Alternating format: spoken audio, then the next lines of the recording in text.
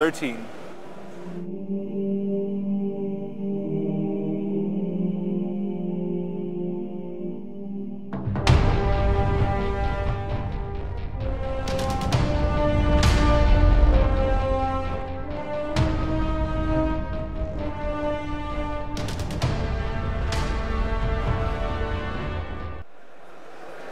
Hello and welcome to the finals of Grand Prix Valencia 2013. My name is Matej Bigzizalka and I'm in the booth here with Pro Tour winner Simon Gertsen. We're bringing you live magic all weekend long, and it culminates in the grand finals. Here we have Andrii Gusiev on the left of the Ukraine playing against Samuel Marti of Switzerland. And Samuel Marti, right off the bat, he knows he's playing first. He was the #1 seed coming into the top 8.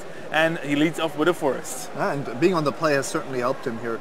This is a very tempo-oriented format, so starting off very, very strongly here. Yeah, we've seen Voyaging Satyr put to very, very good effect in this top 8. It allows, he also has an Arbor Colossus in his hand, again, together with Communion with the Gods. Yeah, and don't forget Theros, God of the Sea. Sure. This is a very strong hand. Yeah, especially if Andrii Gusiev only has a Traveling Philosopher. Oh, it's a bad white hoplite. Better case scenario. So he's also on the better part of his deck, it seems like. There is a lack of lands, and Commune with the Gods, different from other similar cards, doesn't fetch lands. So Theros is going to have to find Samuel Marti the lands, otherwise he's going to be stuck doing nothing for multiple turns. But now he will be able to scry every turn, and unless Andrii Gusiev puts on a very big offensive here, you should have enough time to find the lands for the Arbor Colossus in his hand, or maybe just find something good with the Commune with the Gods. But this totally depends on this turn. If there was 1 or 2 auras coming down on the Battle-Wise Hoplite, he would have almost no time at all. And Ringsea Rider is very scary as well. Yep, let's see. Scrying, no land on top for Samuel Marti, I'm guessing, but there's the island. Still would love to see a forest. A favorite of Theros here. And is that a Shredding Winds main? He does main deck a Shredding Winds, which I find quite spicy. That's a nice word to describe it. Spicy it is indeed. It takes care of that Winged Rider and smashes in for 1 with a Voyaging Satyr. And that solves a lot of issues. Just imagine just a Dauntless Onslaught for 6 additional damage, scry 1 and 2 +1/+1 counters. I don't know if Andrew has it in his hand, but he definitely has it in his deck. Yeah, so Andrii Gusiev now on 3 lands. Now swings with the Battle-Wise Hoplite again. I mean, that Thassa will start bringing in the cards. We've seen it. Can it win another big tournament? We've seen it win a Pro Tour. It's very unlikely that it's going to turn on in a relevant manner. But Samuel Marti needs another land here to be in the game. He also needs another forest for Arbor Colossus. But should this, and he's probably going to put anything but a land on the bottom, with maybe keeping an island, but that's questionable because the 5th land is mostly there to cast Arbor Colossus. Yeah, there is an island. So I think what Samuel Marti actually can do here, he has a Boon Satyr in his hand, and it's actually quite well disguised. If he plays an island here, Andrii Gusiev might actually be very surprised that once the Voyaging Satyr jumps to block one of the creatures. And the most surprising part is that you can actually bestow it, and you don't have to hardcast it. Although, to be fair, the Voyaging Satyr is incredibly important for Samuel Marti right now, which means that it's not going to go on the offensive, even if it's bestowed by Boon Satyr. Yep, he also has a Savage Surge in his hand. So let's see, Andrii Gusiev, he manages to put some nice stuff on the Phalanx Leader. Andrew knows that he's in a pretty good spot, but he has to be wary that Samuel is passing with 5 open mana. And 5 isn't the magic number of 4 in this format, but that just means that there's more stuff to worry about. Yeah, it looks like it attacks with everything, maybe representing the Griptide or... Did Samuel pull his Life Total pad to his body there? It almost looked like a modified pen trick here. Yeah, so Battle-Wise Valor makes the Phalanx Leader a 4/4. Yes. And it pumps everything else as well. Pumps everything else. Yes, it looks like it has resolved. So Samuel is touching his lands. He's pulling all the tricks. Yeah. I love the fact that if he had one more land, he could actually try to go for you know, Voyaging Satyr, untap my land, play Savage Surge, untap Satyr, bestow the Boon Satyr. It's actually very tricky. So that would make the Voyaging Satyr a 5/4. What do we have here? 2 mana, Last Breath. Is it Last Breath? In response? You don't see the card. It does look like that. Yeah, it is Last Breath, so gaining 4 life. That isn't such a big blowout. No. Because gaining 4 life while having blocked the Phalanx Leader is very fine, and Boon Satyr is in play now, so it's still threatening to block the leader. Yeah, but now Simon Marti only has 1 green, so he can't really play his Arbor Colossus here. No, that's out of the question. And he's running 1 forest more than he has islands. 9 forests, 8 islands, but a draw of 3 islands and 1 forest isn't unreasonable. He draws another island, so that's the land that he doesn't want to see here. Too many islands. It's flooded. Yeah, I mean, when have too many islands have not been good enough? Yeah, especially if you have a Thassa, it's actually a good thing. But a Samuel's deck is mainly green when it comes to permanents. Yeah, I was just saying it is pretty clear who's on the offensive here, but Samuel just doesn't care, and this is because of the Savage Surge in his hand. Yeah, he can easily afford to attack here, but as to say again, signature Andrii Gusiev, that something's up, but his deck is tricky enough, so to speak, that he can do some shenanigans here. Nimbus Knight on the Phalanx Leader. Wow. This hurts. Yeah, as we talked about, Andrii Gusiev drew 3 of his good heroic cards. You have Wingseed Rider, Battlewise Hopper, and Phalanx Leader. And now Savage Surge isn't really cutting it because you're spending the card just to untap the Satyr, but it still trades with either of the 2 drops. Yeah. And of course you would block the Battlewise Hoplite there. It's just a stronger card. But the question is if you're even remotely winning this game by doing so.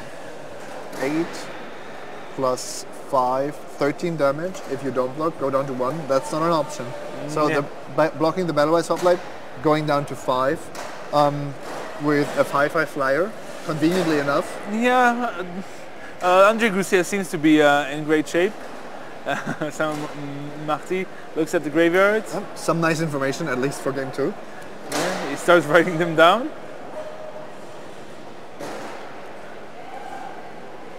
Might be playing for... yeah, he writes down a few cards and scoops them up. So Andrii Gusiev 1 game away from winning Grand Prix Valencia, following Mike Krasnitsky footsteps from Grand Prix Verona, where he managed to take it down. He was on the draw, but still took the tempo, took control of the game very easily. He just took the game by the scruff of the neck and just never let go. Creature, trick. Samuel's hand was powerful, but despite Voyaging Satyr, it wasn't a great curve. And Thassa, in a sense, punished him because it had 0 board impact. Yep. We saw Simon Marti actually boarding in Guardians of Meletis, taking out a Fade into Antiquity. Oh, interesting, because Fade into Antiquity also has merits against the blue-white heroic deck, as it has so many bestow cards. And Guardians isn't great when the blue-white deck is starting to be all evasive with flyers, a Krail's Farm, and whatnot. Andrii Gusiev has some spicy cards in his deck. Samuel Marti has the spicy cards in his deck, so I'm not surprised that he finds some to board out there. Oh yeah. He still has a null left in the deck.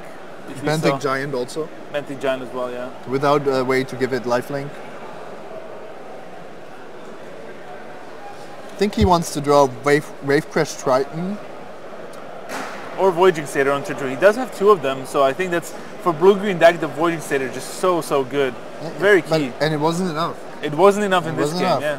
Because Voyaging Satyr into Thassa leaves you with a 1/2. I mean, you don't want to lead a turn 2 Voyaging Satyr into a turn 2 Thassa, which is basically has no board impact and just mainly used as a card field. But if you're so behind on board, that's what happened. It's dynamic where one deck is so aggressive that it renders the advantages from a Thassa absolutely useless. A Sedge Scorpion would have been the better play. Sedge Scorpion, I'm talking about it the whole weekend long. Underrated card? Definitely. But only in certain matchups. Sure. And it is basically the card that allows you to be defensive a little more easily, and I just like to be the proactive deck. So, do you think Andrew is now heavily favored, leading 1-0? I think so, yeah. Samuel Marti's deck is very good when he manages to draw his good cards, but he has so many filler cards. And we didn't realize that because the games we saw of his deck were just absolutely brutal. It starts like Voyaging Satyr into Wavecrash Triton, into Arbor Colossus and still Nimbus Naiad and a Voyager's End in hand. That looked unbeatable. Yeah, it did. And now, even though he had the fast his deck performed a lot worse. Yeah, I mean, he does have, Coastline Chimera and Benthic Giant, okay, I can see a point, even though in blue-green I don't see the very big advantage. I like the Chimera, I don't like the Benthic Giant. Sure. And no, also, I'm not that big of a fan of. Same with Commune with the Gods. I don't like Commune with the Gods at all. Even if I have Nemesis Immortals, I'm not that big of a fan. Let's see. Samuel Marti is already prepared and ready. He will be on the play again. And even I think if he manages to win game 2, it's entirely possible. His deck can definitely take it. I think in game 3, Andrii will be very advantaged unless he takes some mulligans. I agree. This is what it's going to come down to. Both of these decks are quite aggressive, but Andrii is almost guaranteed to have an aggressive draw, aggressive, evasive, heroic draw. Whereas Samuel's deck, almost like a ramp deck in Constructed, can somewhat fizzle in the early game, and then it's more dangerous to come back. Sure.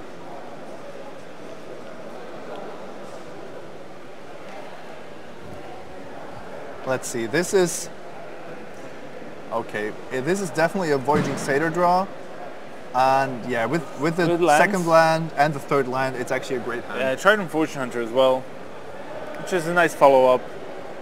Yeah. Not the best card in the matchup though. True. Much better against the Mounting Mako, for example, especially if he didn't draw his Freakus Cures. Andrew is happy as well. We have to say that Andrew basically curved out every single game. He put a Did you see that? And he said, yeah, I'll keep it. Let's see how it goes. I'm one game up. Why not? Probably has only a Traveling Philosopher in his hand, knowing his deck. There's a turn for Voyaging Satyr, and I did see Samuel Marti just drawing Arbor Colossus, I think. We'll see soon enough. Yeah, there's the Philosopher. More lands for Samuel Marti. There's 2 forests, tapped for another Voyaging Satyr. Potentially just preparing for that Arbor Colossus or Nestian Asp. He has both. Oh wow. That's a huge start. On the play, ramping into the turn for Arbor Colossus or Nestian Asp. Yeah, immediately untapping the land. Which is probably just a bluff. It does look like a bluff. What can he bluff with this line of play though? Yeah, it's Stymied Hopes. He probably would want to just pass the turn here. There isn't many cards that make it relevant. That Voyaging Satyr activated ability is not a mana ability. So yeah, I don't think that was necessary. It did put Andrew a bit off, but I don't think in the end that it matters. Fate Foretold on the Traveling Philosopher. Not the best line of play against the double Voyaging Satyr draw, but you know it might be, for all Andrii Gusiev knows, might be all puff and smoke from Samuel Marti, and it doesn't have anything to follow up. We know there's an Arbor Colossus in hand, so it's possible that Andrew just doesn't have anything else to do, and Samuel is going to slam down a 5-drop here. Just has to decide what he wants to expose to a potential Divine Verdict, and he just goes for Colossus and swings with the Voyaging Satyr. Now Andrii Gusiev might be in trouble. And the great thing about the Colossus is that not only is it almost impossible for the opponent to do anything but keep open Divine Verdict mana, but you also just can't play a flyer into the Colossus, because then you take 9 and lose the flyer. So it is a lot more threatening than Nestian Asp. And if Andrew says go here with his 4th land, then Samuel is just going to say, okay, I have an Nestian Asp too. Go. Yeah. Yeah, gain 2 life off the going about Band Elder up to 21. As we've seen, Samuel Marti can go really fast, attacking for chunks of 12 at a time. He also fairly easily. He has the Nimbus Naiad. So Does he have it in his hand? no, not yet. Okay. So just when the opponent thinks that he's somewhat safe from the Colossus, it just turns into a flying monster. Yep. Attack through the Arbor Colossus is probably only for 6. Maybe Andrii Gusiev thinking about blocking with the Philosopher. Yeah, wants to draw a card. It does draw him an additional card and saves him 6 lives. So, but the main problem is that he has no road to victory from this board position. Yep. And yeah, can't really think of one either. Now Nessian Asp joins the party, so that means that potentially 2 big monstrosity triggers will be able to get activated, and Andrii Gusiev might be in big trouble. He has a lot of cards in his hand, but one of the best cards in his deck is Prognostic Sphinx, but he's lacking the second blue, and he's facing down Nessian Asp and Arbor Colossus, so that wouldn't even do it. He also has Sea God's Revenge. Wow. But against the deck that starts off with 2 Voyaging Satyrs, bouncing the 2 Fetties just delays the inevitable. Yeah, as I was saying, the fact that Samuel Marti was on the play this game was actually very, very important. Being able to curve out nicely with the Voyaging Satyrs into a turn for Arbor Colossus makes the Traveling Philosopher so much worse. Just the vanilla aspect doesn't do a whole lot, especially when you're on the draw. Do you think that Andrew might be regretting his keep here? Maybe. He did keep a loose hand, it seems like. And he kind of knew that it wasn't the strongest. That he needed something very powerful. This is the Grand Prix Finals, and Samuel Marti has defeated Valentin Marko on the way to I get smell here. a Dauntless Onslaught. Or maybe something better? Can he do something better here? Probably not. I don't think that Dauntless Onslaught is... No, it's a Trident Tactics. Okay, because, well, that's still not great. Yeah. Samuel Marti has 7 mana to activate the monstrous Nessian Asp, so... At least they won't get to untap for a turn, I Yeah, guess. that's great, but then they kill you 1 turn later. Yeah, at least we get to see a game 3 if that's what happens. So yeah, I think Samuel Marti would just monstrous the Nessian Asp, eat both creatures, even though they won't untap for a turn. But you see Andrii Gusiev just scoops up the 3 cards. And what can he do from this board position? Has another planes. Yeah, shakes his head. He has been boarding in Vanquish the Fall previously, so this might definitely be a card that he has now. He should board it in for sure. There's a Wingsteed Rider and pass the turn. Yeah, so the big dudes don't untap for this turn. There's still an Annul and Samuel Marti's hand, as well as the Coastline Chimera. Also Boon Satyr. I find it very interesting that both of these players are main deck in Annul, and they're in the finals of the Grand Prix. So. Annul might be more main deckable than a lot of people thought. Yeah. I quite like Annul. Yeah, but I don't want to main deck it always. Especially depends on how my deck went, and if I don't have enough answers against artifacts and enchantments, I actually like it. The thing is that the fact that nobody expects it to be a main deck card gives it a lot of surprise value, which is huge given that there is only a single trick for 1 blue mana. Well, there's Lost in the Labyrinth, but that isn't really played. Yep. I quite like the fact that, especially in Steel deck, Annul can be a very good role player. If you have a lot of answers for creatures or have some sort of way to win a game, Annul can actually deal with all the legendary artifacts. Someone getting in there for 2 damage? Yeah, there's Boon Satyr in Samuel Marti's hand, adding more fat to the board. I'm not sure if it's really necessary to expose your mana creatures when they are, in a sense, winning the game. But looks like Samuel just has it all. So adding a Boon Satyr maybe. No, just a Chimera. He has all the time in the world. He has a 6/6. He could have already eaten the Wingsteed Rider, but he'll just do it next turn. And he might just want to keep it if there's an even more threatening flyer, or once Andrew has actually put some stuff on the Wingsteed Rider. Yeah. He's so far ahead this game that there isn't really anything that he could lose to. And Battle Priest. Remember, Samuel Marti already defeated a deck with Pelucranos and Prophet of Krufix in the quarterfinals, and a triple Grey Mention of Asphodel deck in the semifinals. So A Triton Fortune Hunter in his hand. This board looks almost unwinnable here. Yeah. Everything attacks. Sure, you can block with your Wingsteed Rider if you want to. Yeah, I mean, Wingsteed Rider does block the Coastline Chimera, but that only prevents 1 damage.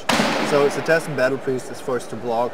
Andrii Gusiev has Divine Verdict mana, maybe taking care of the ass, but all in all, this doesn't look like a board that a blue-white deck can come back from.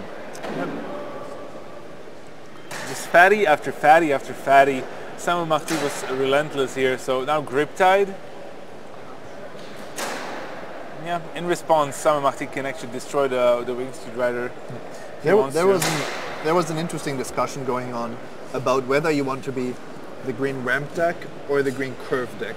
And Samuel Marti is making a great point about ramping with Voyaging Satyr. Now, if we see a game 3 that doesn't have the turn 2 Voyaging Satyr, things might look a lot different. Yep. So in response, Arbor Colossus, yep, kills the Wingsteed Rider, but then gets put on top of the library. But there's still a lot of damage coming in. A total of 9 here, so Andrii Gusiev down to 11, I believe. Andrii didn't block with the Wingsteed Rider first? No. I'm surprised. Yeah, that probably could have prevented a couple of damage there. On the other hand, he wouldn't have forced his opponent to activate the Colossus. But yeah, let's see if we can scry some cards Another to the flyer. With Arbor Colossus on top of the library. Yeah, you're probably happy to see that. Might be not the best combo. And Andrii is down to 11, so Nasty Nasp is going to keep coming in. Probably getting chump blocked by Cetacean Battle Priest. And then Samuel is just going to drop the Colossus again. When the Coastline Chimera attacks, there's also the danger of Moon Satyr just making the Coastline Chimera big enough so that Horizon Scholar just dies. So Samuel Marti has all the tools at his disposal to win this game. And he isn't overly concerned about not showing any of his cards because his opponent has seen all of them already. Yeah. He shouldn't be that worried about not revealing them. So I think this is the true nervousness you see in a Grand Prix finals. Not that people are shaking, but that they are just taking a lot of time for the simpler decisions.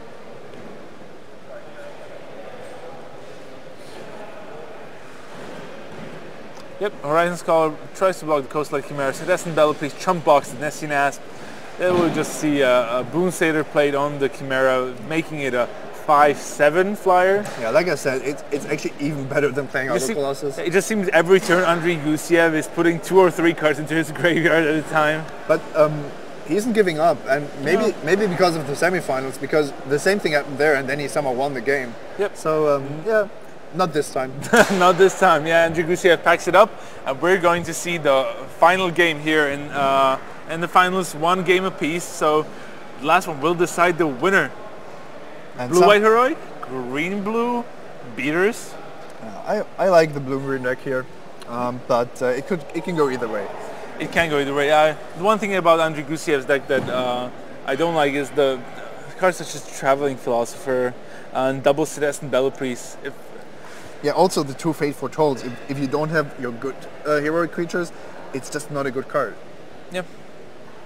Looks like some more sideboarding decisions. There's Gainsay being put to the top. And Samuel Marti actually also thought about bringing in Lost in the Labyrinth. Really? The Gainsay is interesting. It would be able to counter Horizon Scholar and Prognostic Strings. Nimbus Naiad is, you can always expect a Nimbus Naiad out of the blue There's so deck. many white cards in the deck of Andrii Gusiev that just might not be worth it, and you might just die to a Battlewise Hopper that you didn't manage to kill, then Phalanx Leader, Battlewise Valor, and you die with a Gainsay in your hand. And he actually only has a single Wingsteed Rider. I was under the impression that he has had multiples because we've seen it almost every game. You talked about his good heroic creatures are Wingsteed Rider, Phalanx Leader, and Battlewise Hoplite. And just these 3. So that's just actually it. Yeah. That's not a lot. Oh, he does have a Triton Fortune Hunter also, so that makes his auras a bit better also. Yep. Hopefully you guys can hear us better now. We've stopped the event staff taking down the tables here. Everything's packing up. This is the final match that is taking place in the main event. Yeah, one more game. Yeah, there's still some matches being played in the finals of the side events. So let's see who can win the finals. Exciting. It's so quiet now. It is. It's surprisingly quiet. It's quiet before the storm of Game 3. So, do you think can Samuel Marti manage another turn for Arbor Colossus? Oh no, I don't think so. I'm actually afraid that this might be a game where he has to do without the Voyaging Satyrs. Okay, he does have two though. Maybe drawing them at an awkward time. At the point where they're not useful anymore. Though that's the risk. And then he needs to curve out with other cards, but he's lacking 2-drops. He needs the Voyaging Satyrs. I don't think that he can afford to mulligan into them against the blue-white aggressive deck. So yeah, then he really needs role players like Gravecrash Triton, maybe an Omen Speaker, to actually get to 4 and 5 mana. Which is why I like cards like Coastline Chimera. If you don't have the ramp. True. I have a good Voyaging Satyr story. A friend of mine, a very good Magic player, but he just doesn't travel to events much. Posted a picture on his Facebook about how much mana he can generate, and he actually managed to generate 50 mana in limited. 50? 50. With Niktos Shrine to me. He had Niktos, he had double Voyaging Satyr, and in play he not only had Pelucranos, but also Arbor Colossus. Did we say limited? In limited, that is correct. That sounds like Mihara's deck. No, yeah, he does, but he managed to get 50 mana. His opponent did have double set Scorpion, so he just used all the mana to kill all of his opponent's creatures. It's a great screenshot. All right, 7 cards on the right side of the table. See a couple of lands. Yeah, final game here in GP Valencia. Andrii Gusiev against the Samuel Marti. Ukraine on the left, Switzerland on the right. And Andrii Gusiev with the planes, both players kept. So this is the battle of the 7 card hands that I wanted to see. Traveling Philosopher. As always. There it is. Is there a Voyaging Satyr, or does he have another 2-drop? No. No 2-drop. Like I said, this is the big danger. This is the game. You predicted it right. The Traveling Philosopher crashes in for 2. If Andrii Gusiev can follow it up with a good creature now, he will be in the driver's seat. Did he keep a risky hand again? Maybe he did. No Ordeal and no 3rd land yet? Oh, Third land? Winged Seed Rider? He does have the Winged Seed Rider. Only one in his deck, no problem. No Stimulate Hopes here. There is a Gravecrash Triton, a card that I really like. I've said that multiple times throughout the weekend. There it is. Is that the card that compensates for the lack of a ramp spell? There's the blue. Can we see an Ordeal here on the Winged Seed Rider? And it's so dangerous to block. Attack. It's so dangerous to block the Traveling Philosopher here. Yeah, but being on the draw, you have to take risks. This was a stone-cold bluff from Andrii Gusiev, and it managed to work out so well for him. Andrii Gusiev just only has Citizen Battle of Priest to follow up. And not only has he played a pretty mediocre creature onto this board, he's also given Samuel Marti the information that there is no Battle-Wise Valor to fear. Because that would have been cast 100%. Yeah, there's Nihil's Disciple, so Samuel gaining some more life, developing his board further, doing very well even without the Voyaging Satyr. Because he has the support cards I've been talking about. Yeah. Gravecrash Triton, actually the perfect answer if Andrii is too keen on making his Winged Seed Rider large, which is exactly what we are seeing. Fate foretold. So now a 3/3 draws a card that Andrii Gusiev desperately needs. Another island. Potentially the second blue for Prognostic Sphinx. Maybe. Yeah, we've seen that already take a game home in the semifinals. Don't forget the Sea God's Revenge card that could just punish the blue-green deck. It's very good against blue-green. If you manage to have at least some sort of pressure and curve out, the expensive creatures can come into play just one at a time. So. Because of the lack of a Voyaging Satyr. Because if Samuel has every creature in play, maybe even monstrous triggers available, then it's a different story. Oh wow, look at that. There was an attack with everything, and I just said there was no Battle-Wise Valor.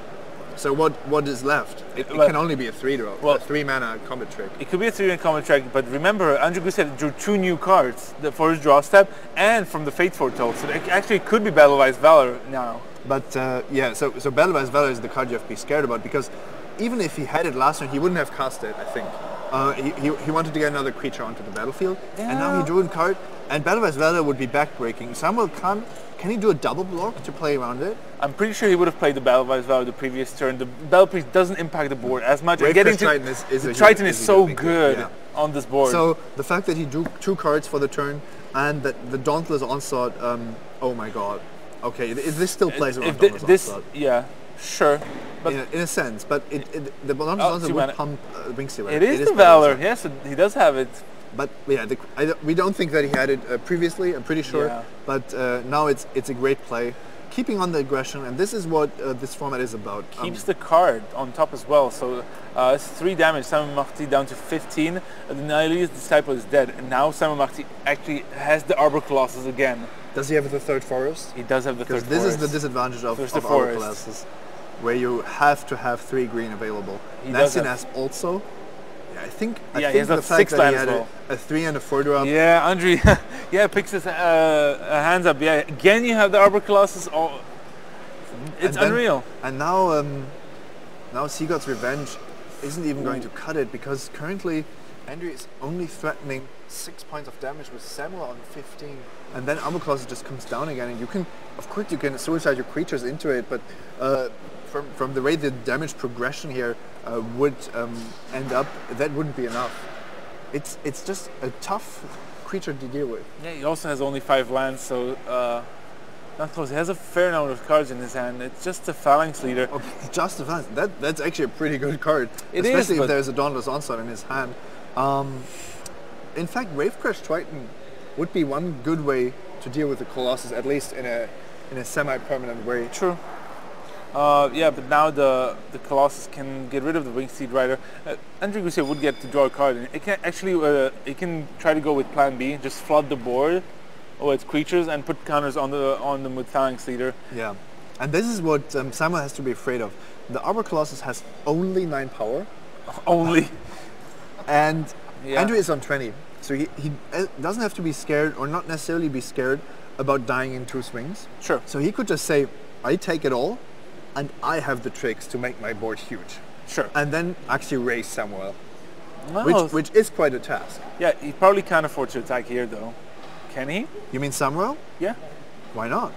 Well, if there's anything on the Phalanx Leader, the board will grow out of hand very quickly. The thing is, if there is something on the Phalanx Leader, it's bad anyway. It's bad to start with. Sure. But do you actually want to keep looking at your opponent's board while it's growing, and you are just staying back because you're scared?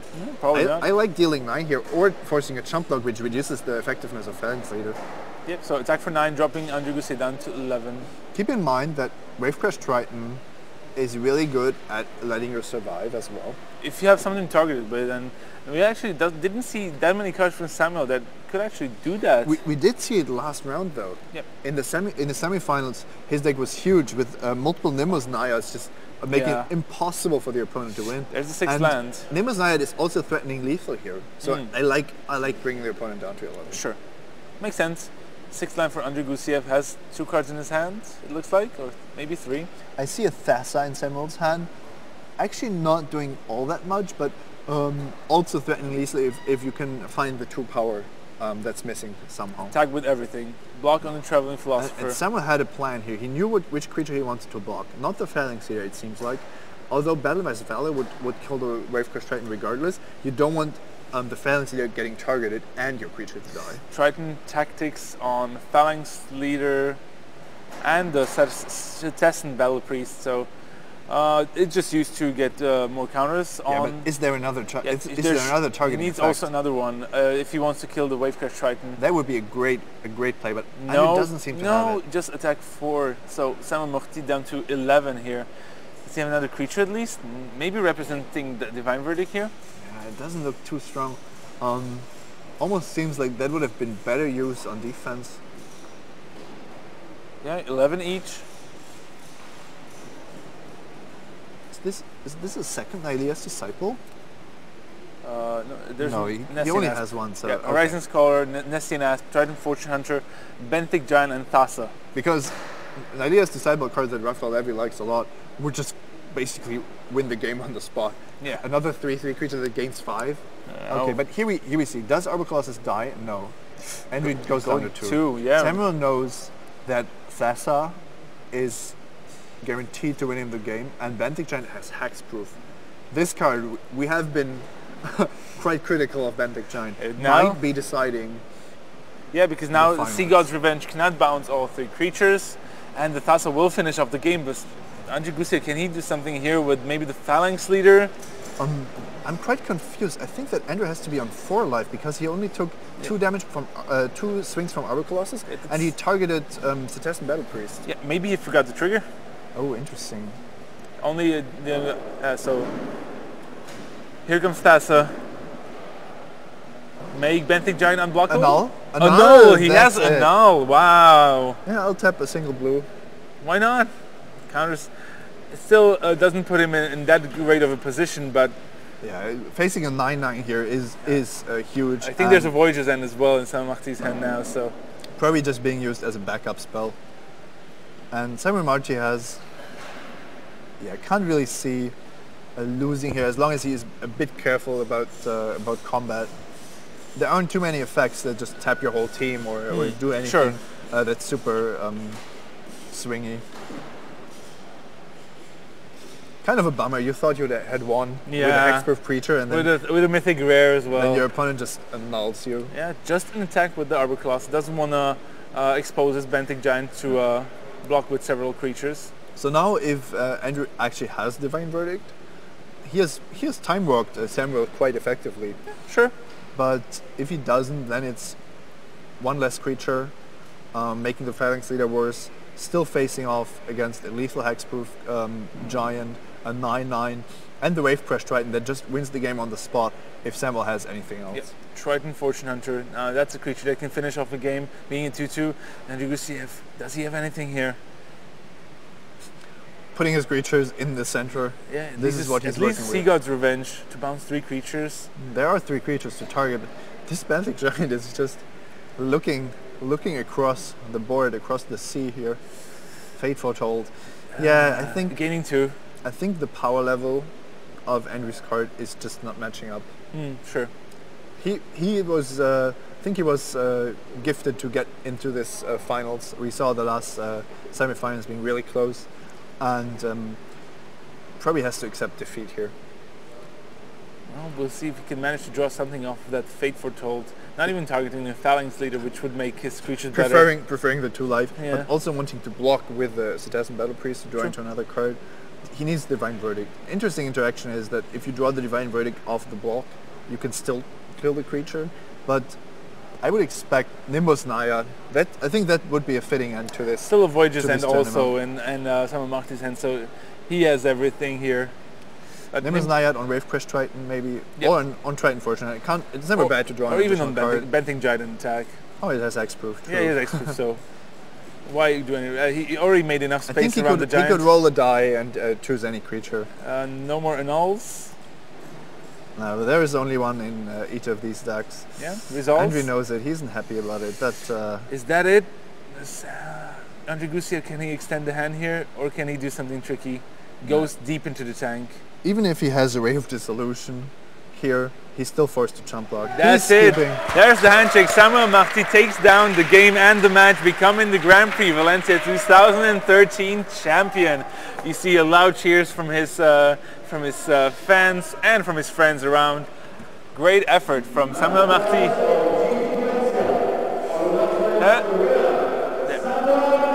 Samuel Marti, the winner of GP Valencia. Doesn't want the trophy, he just wants to shake the hands of his friends. Yeah, he's happy. A great effort from him.